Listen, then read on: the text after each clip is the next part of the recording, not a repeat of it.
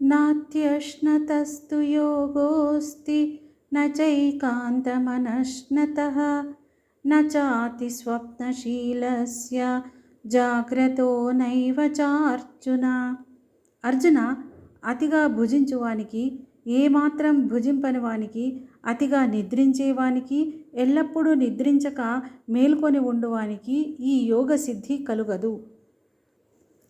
యుక్తాహార విహారస్య యుక్తచేష్టస్య కర్మసు యుక్త స్వప్నావబోధస్య యోగో భవతి దుఃఖః.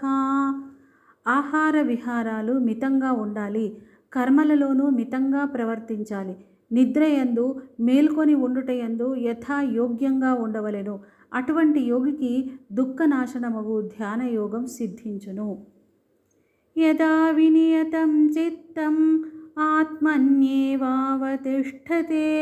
నిస్పృహః సర్వకామేభ్యో యుక్త ఇత్యుచ్యతే తదా. చిత్తమును పూర్తిగా వశమునందుంచుకొని దానికి పరమాత్మయందే స్థిరంగా నిలిపినప్పుడు పురుషుడు సర్వభోగములయందు కోరికలు లేనివాడగును. అప్పుడతడు యోగయుక్తుడు అనబడును. యథా దీపో నివాతస్థో నేంగతే సోపమా స్మృతా యోగినో యత చిత్తస్య యుంజతో యోగమాత్మనః.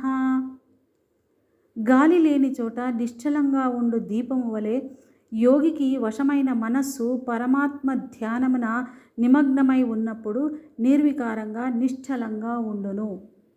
యత్రో పరమతే చిత్తం నిరుద్ధం యోగ సేవయా యత్ర చైవాత్మనాత్మానం పశ్యన్నాత్మని తుష్యతి.